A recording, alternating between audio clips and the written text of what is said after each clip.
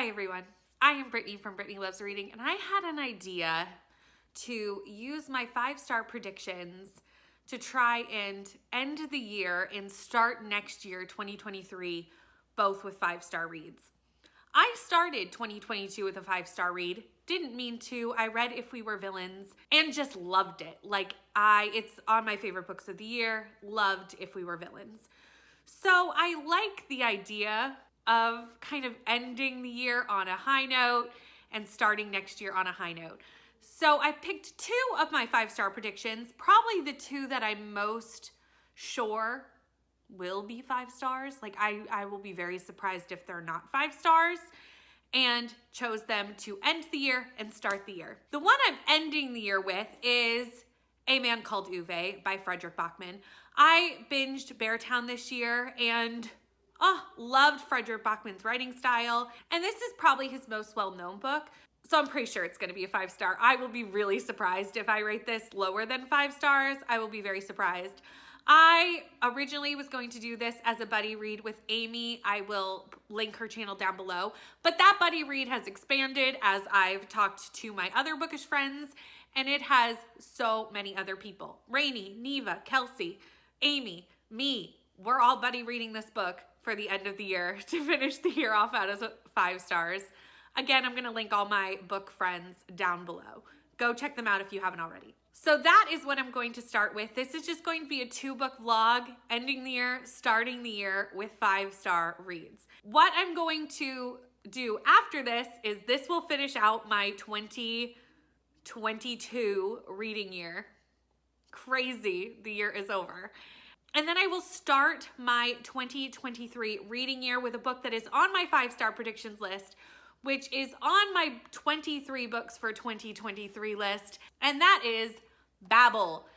I did a shop with me video just to go pick up Babel, and I was going to read it right away, and somehow I have not read Babel yet, and I must read this. I love dark academia, and I just know I'm going to love this book. I just know it. If this isn't 5 stars, I will be very surprised. So this is what I'm going to be using as my first book of 2023.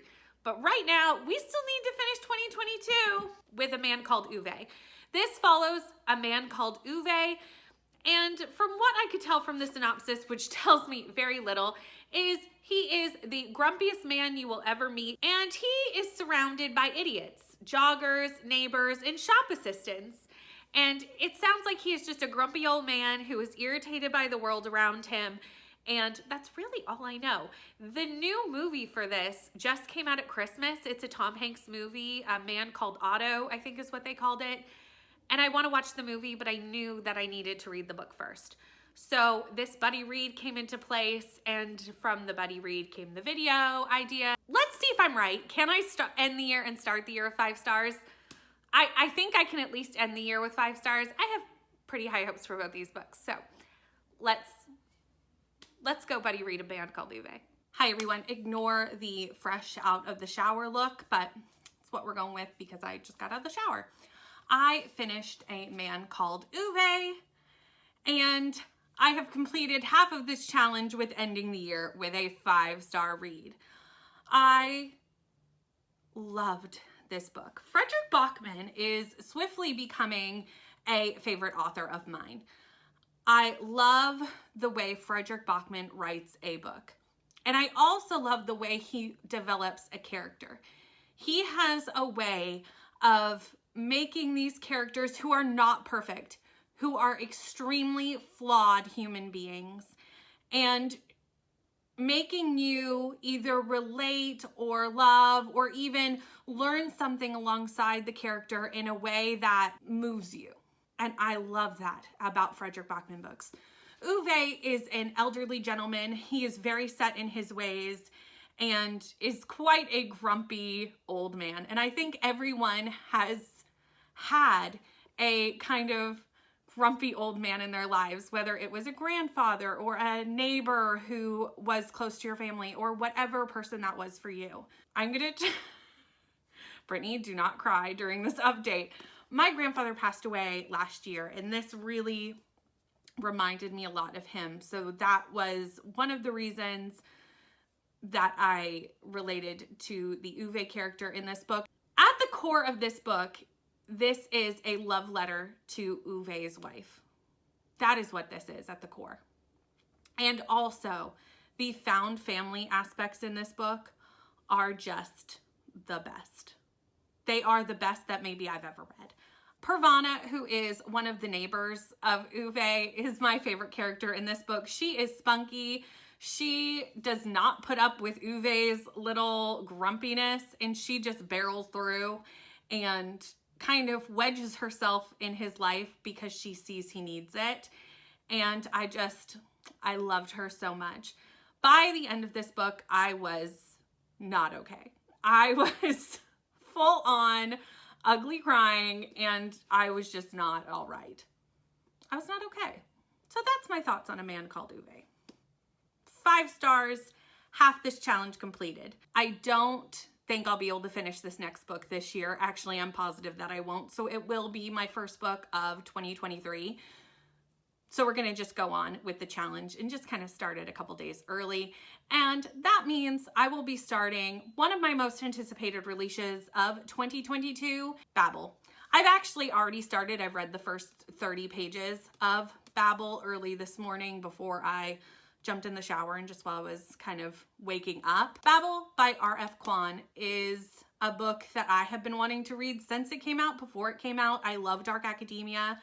I love historical fiction, and I love whimsical fantasy. This, I believe, is all 3 into one, which meant I needed to read this book. I went out and bought it pretty much as soon as it came out with the intention of reading it right away, and just didn't happen. So now we're doing it, and if it is a 5-star, which I will be very surprised if it is not, we will have completed this challenge of finishing the year and starting the year with 5 stars. So did I pick the right books? I think that I have, but we'll see. I will say the author's note at the start of this book, I loved her reasoning into what she felt we needed to know going into Babel. And I almost wanted to give it 5 stars just off the author's note. So we'll see if the book lives up to the author's note at the front. I was like, this is fantastic. Okay, so I am just going to read the start of the synopsis of Babel because I don't think I could adequately synopsize it myself. It's set in 1828. Robin Swift, orphaned by the cholera in Canton, is brought to London by the mysterious Professor Lovell. There, Robin trains for years in Latin, Ancient Greek, and Chinese, all in preparation for the day he'll enroll in Oxford University's prestigious Royal Institute of Translation, also known as Babel. The tower and its students are the world's center for translation and, more importantly, magic. Silverworking, the art of manifesting the meaning lost in translation using enchanted silver bars, has made the British unparalleled in power as the arcane craft serves the empire's quest for colonization. And that's all I'm going to read because I think it synopsizes it very well. I am so excited to read this book. I have heard such amazing things from so many people that I know love historical fiction and this type of fantasy. I know this looks at the issues of colonization. It has some fantastical elements, some historical elements, and I'm so excited to see the author's take on these issues through a historical fantasy novel. I cannot wait, so I'm not going to wait anymore, and I'm going to leave you and go read Babel. Okay, I have been for a ride. I have officially finished Babel. This is my first read of 2023, and wow. That's all I have to say is wow. This book, I cannot even imagine the amount of research that had to go into this novel. I cannot imagine how much work went into writing a novel like this, and I am just in awe of it. I do not think that I am intelligent enough to give a full review of this book. This book is amazing. This book follows Robin Swift. Robin is a little boy when we first meet him in the book in Canton. His mother has died from the cholera pandemic, and all of a sudden this Oxford professor shows up, takes him and brings him to London, gives him all these opportunities with tutors, basically forces him to learn different languages so that he can come and be a student at the Tower of Babel in Oxford University in the translation department. In this translation department, they use other languages and translations and inscribe them on bars of silver to basically run pretty much everything in London and most of Britain. Silver is extremely rare, and it's really only the rich and powerful people who have access to it. And because it is linked to other languages, it is a really in-depth look of the subject of colonizing and the subject of stealing people's culture or trying to stamp out cultures through colonizing. Honestly, I was so moved by this book. I learned so much. I would say if you're going to read Babel, I would highly recommend reading along with the audio. There's a lot of various languages in these, a lot of Chinese, Mandarin, and Cantonese in this, but there's also some other languages, and I think if I would have tried to physically read it, I would have had a really hard time. There is footnotes throughout the book to help with that, and the narrator for the footnotes is different than the narrator for the book, so it really made it easy to kind of follow along with the footnotes and the different languages and the different translations of the languages. If it's not clear, I have completed this challenge because this is also going to be a 5-star read because I cannot imagine giving it anything else. There is so many times where I had to just put the book down, process what I was reading, and then come back to it because I just was like, this is so well written. There's so many things that I wish I had been annotating. I probably will do that at some point. And I just adore this book. This book had me learning at points. It had me feeling shocked at points. It even had me tearing up at points. I went through an entire range of emotion while reading Babel. And I love dark academia, and this is definitely one of the best dark academias I have read. And the social commentary in this book is just top tier. So please read it because I could never explain it as well as it is explained in this book. So please read Babel. That's all I have to tell you. That's all I have. Read Babel because it's amazing.